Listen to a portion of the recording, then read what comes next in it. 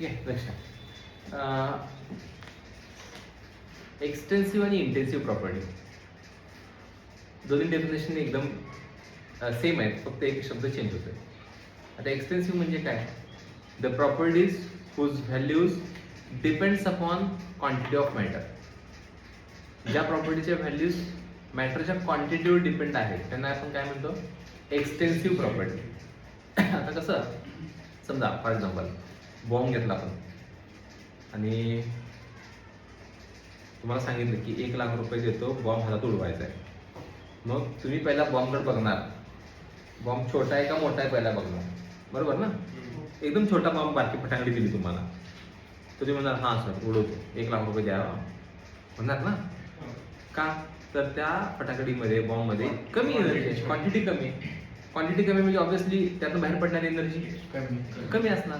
त्यामुळे तुम्हाला काय वाटते की हां एवढ्या एनर्जीने काय होते मला, बरोबर ना? पण जस्ट मोठा बॉम्ब दिला एवढा आणि हातात उडवा म्हटलं, तुम्ही काय म्हणणार? नाही 1 लाख रुपये तुमच्याकडेच ठेवा, मला काय सांगू मला म्हणणार ना? याचा अर्थ क्वांटिटीवर डिपेंड आहे का नाही एनर्जी, बरोबर ना? मग जी एनर्जी किंवा जी प्रॉपर्टी क्वांटिटीवर डिपेंड आहे त्याला काय म्हणतो आपण?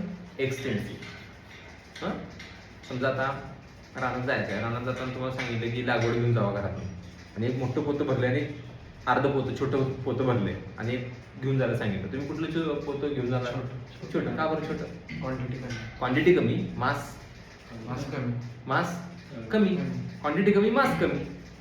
क्वांटिटी जास्त, मास मास ही कोणती प्रॉपर्टी आहे? एक्सटेन्सिव्ह का इंटेन्सिव्ह? आवाज कळते? व्हॉल्यूम एक्सटेन्सिव्ह कमी. हा तेच की, म्हणजे जेवढी क्वांटिटी कमी व्हॉल्यूम कमी, क्वांटिटी जास्त व्हॉल्यूम जास्त. कळते ना? म्हणजे अशा काही ज्या प्रॉपर्टीज आहेत की ज्या प्रॉपर्टी कशावर डिपेंड आहेत? क्वांटिटीवर डिपेंड आहे, अशाला काय म्हणायचं? एक्सटेन्सिव्ह. डेफिनेशन काय? properties whose values depends upon present in the system is called quantity of matter called as extensive property. Example काय? मास आहे, volume व्हॉल्यूम आहे, एनर्जी आहे, एरिया आहे, आणि कुठल्या? Internal energy. आता मग अशी बॉम्बचं एक्झाम्पल दिलं, छोटा बॉम्ब इंटरनल एनर्जी कमी, मोठा बॉम्ब इंटरनल एनर्जी जास्त. कळते का? इंटरनल एनर्जी म्हणजे अंगातली मस्ती. काय आता म्हणजे आपल्याला लक्षात आलं पाहिजे, भांडण झाली समोरचा एकदम बारका पोरगा असला आपल्यापेक्षा, लईच बारका आहे, तर समजून जायचं क्वांटिटी कमी आहे, एनर्जी कशी असणार? कमी. 2 थापड्या लावायच्या. कळलं का? म्हणजेच भांडण झाले समोर वकिंद केसरी. काय करायचं? क्वांटिटी जास्त आहे, पहिलवान आहे, गप गप गार घरी यायचं आपण, तिथं नादाला लागायचं नाही. कळलं ना? समोरचा कोण आहे याच्यावर आपण ठरवतो की माघार घ्यायची का भांडण करायची. बरं, पुढे नेक्स्ट पुढचा इंटेन्सिव्ह प्रॉपर्टी. इंटेन्सिव्ह प्रॉपर्टीचं काय? The property whose values not depend upon quantity of the matter. not depend upon quantity of matter. म्हणजे ज्या व्हॅल्यूज क्वांटिटीवर डिपेंड नाही त्यांना काय म्हणायचं? इंटेन्सिव्ह का एक्सटेन्सिव्ह? इंटेन्सिव्ह. हां, आता उदाहरणार्थ असं म्हणजे आपण पाणी उकळायला ठेवलं पातेल्यामध्ये, मग पाणी किती डिग्रीला उकळते? बरोबर, बोला की 100 डिग्रीला उकळते. पहिल्या बोला. हां, मग पातेल्यामध्ये आपण एक 4 कप पाणी ठेवले, ते 100लाच उकळणार. आणि तेच कधी कधी काय होतंय की आपण कुठंतरी कार्यक्रम असतोय, त्या कार्यक्रमात चहा बनवायचा असतोय, मोठं पातेलं ठेवलेलं असतं, आणि अर्ध पातेलं भरून पाणी ठेवलंय, आणि मग ते कितीला उकळणार? किती डिग्रीला उकळणार?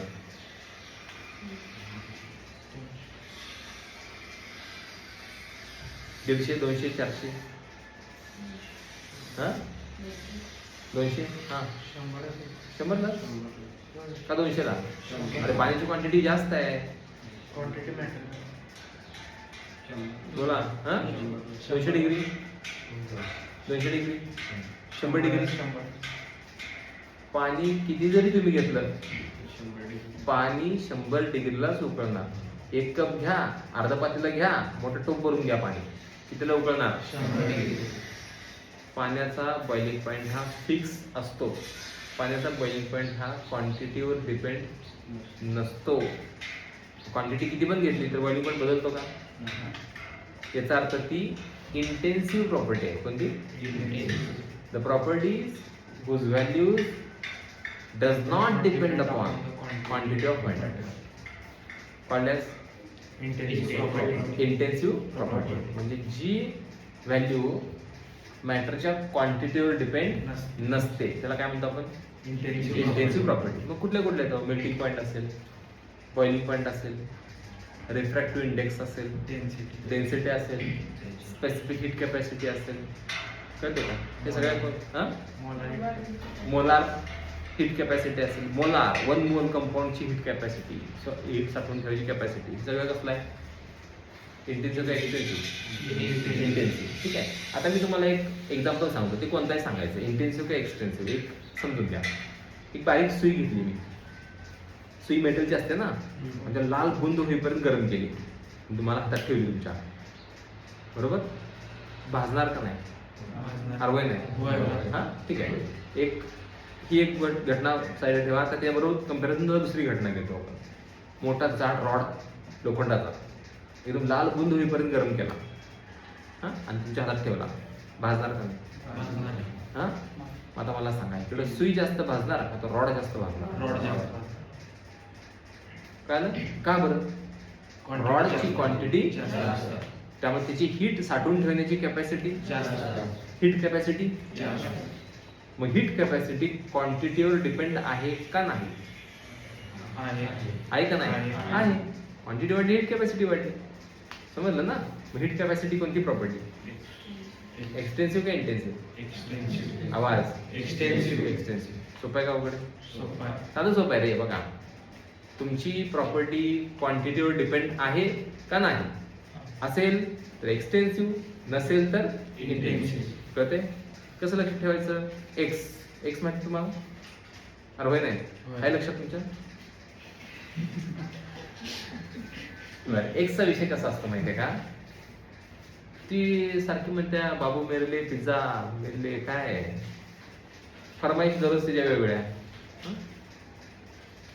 मग कुणावर डिपेंड होती? तुमच्यावर. होय नाही? मग म्हणूनच एक झाली रे. तिथं आमच्या घरात पत्रा आणि म्हणते दररोज पिझ्झा पाहिजे. म्हणून ती एक्स झाली. काल डिपेंड होती ना, होय की नाही? कोणावर डिपेंड होती? आपल्यावर. लक्षात ठेवा, एक्स म्हटलं की डिपेंड आहे, म्हणूनच एक्स आहे. कारण ना, नॉर्मली कसं होते, आताच लगेच मी शिकवताना कळतंय, लगेच हा करताय. पण परीक्षेमध्ये आला एक्सटेन्सिव्ह डेफिनेशन लिहिताय इंटेन्सिव्हची, इंटेन्सिव्ह आला की एक्सटेन्सिव्हची डेफिनेशन लिहित आहे. असं होऊ नये म्हणून काहीतरी आपलं सायमल्टेनियसली एक पाथ तयार करून ठेवायचा. कसं लक्ष ठेवणार? मग एक्सटेन्सिव्ह डिपेंड आहे का नाही? आहे का नाही? आहे. आणि इंटेन्सिव्हला डिपेंड नाही. असं करा, एक्सटेन्सिव्ह म्हणजे depend, intensive independent, intensive independent. असं जर कळतंय की नाही? असं लक्षात ठेवू शकताय. त्याचे एक्झाम्पल सगळे करा. समजलंय? रिपीट करू? नक्की कळाले? ठीक आहे. नेक्स्ट.